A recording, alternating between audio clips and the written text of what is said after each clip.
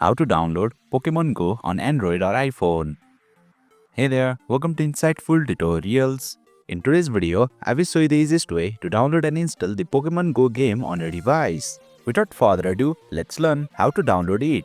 Open Play Store on your Android device or App Store on your iOS device. Tap on the search icon at the bottom, then tap on the search bar. Type in Pokemon Go and search for it. Select the first search result for Pokemon Go. Tap on the install button. The Pokemon Go game will begin downloading and installing on your device. Please note that the installation time may vary depending on your internet speed, so please be patient.